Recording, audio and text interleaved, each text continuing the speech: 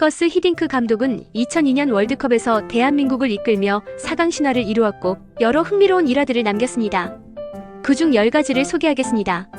첫 번째, 나는 아직 배고프다. 2002 월드컵에서 한국이 16강 진출을 확정 지은 후 한 기자가 이제 만족하냐고 질문했습니다.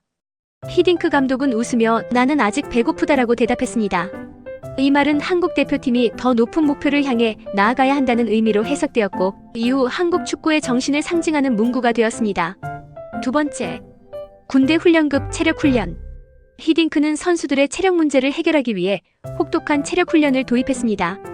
스페인 말라가에서 진행된 전지훈련에서는 하루 3에서 4회의 강도 높은 훈련을 시켰고 심지어 지옥 훈련이라고 불릴 정도였습니다. 선수들은 처음엔 힘들어했지만 결국 유럽 강팀과의 경기에서도 지치지 않는 체력을 갖게 되었습니다. 세 번째, 히딩크의 황태자 이영표와 박지성. 히딩크는 네덜란드 PSV 아인트호벤 감독 시절 2002 월드컵에서 활약한 이영표와 박지성을 영입했습니다. 특히 박지성은 원래 히딩크가 크게 주목하지 않았지만 훈련에서 강한 정신력과 끊임없는 움직임을 보여줬습니다.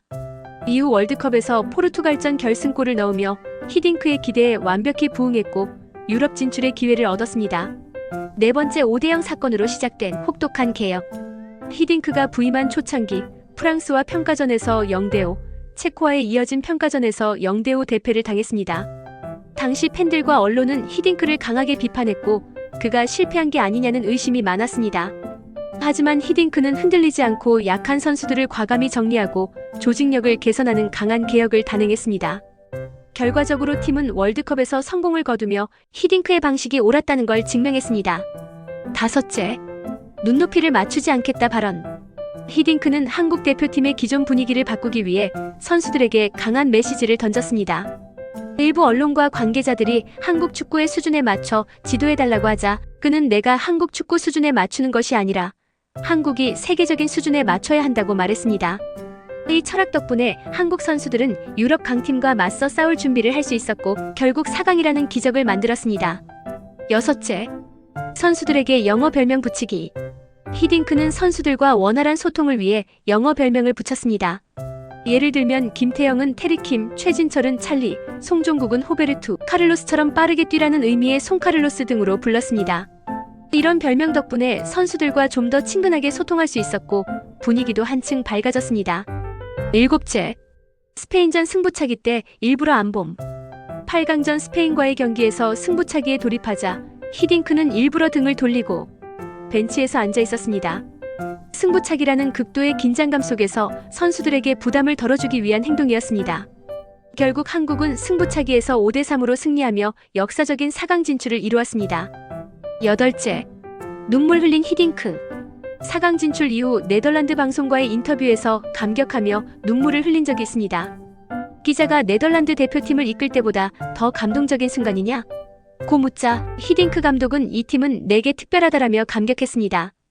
평소 감정을 잘 드러내지 않던 히딩크였기에 더욱 인상적이었습니다. 아홉째, 아디다스 사건. 2002년 당시 대한축구협회는 아디다스와 후원 계약을 맺고 있었습니다. 그런데 히딩크가 훈련 중 나이키 운동화를 신고 나와 문제가 됐습니다. 협회에서 제재하자 히딩크는 내가 원하는 신발을 신겠다라며 맞섰고 결국 히딩크가 원하는 대로 됐습니다. 이를 통해 히딩크가 협회의 간섭을 받지 않고 자율적으로 팀을 운영할 수 있는 환경을 만들었다는 점이 높이 평가됐습니다. 10번째, 한국인은 빨리 배우지만 빨리 잊는다. 히딩크는 한국 축구를 극찬하면서도 한 가지 단점을 지적했습니다. 그는 한국 선수들은 배움이 빠르지만 익힌 것을 쉽게 잊어버리는 경향이 있다라고 말했습니다. 그래서 그는 반복 훈련을 강조했고 기본기와 조직력을 몸에 익힐 때까지 연습시켰습니다. 이 철저한 훈련 방식 덕분에 한국팀이 2002 월드컵에서 강팀들과 맞서 싸울 수 있었습니다. 이처럼 히딩크는 단순히 전술적 능력뿐만 아니라 선수들의 정신력을 바꾸고 한국 축구의 체질을 개선한 혁신적인 지도자입니다. 그래서 지금도 많은 사람들이 그를 명장으로 기억합니다. 재밌게 보셨다면 구독과 좋아요 부탁드립니다. 더욱 흥미로운 소식으로 돌아오겠습니다.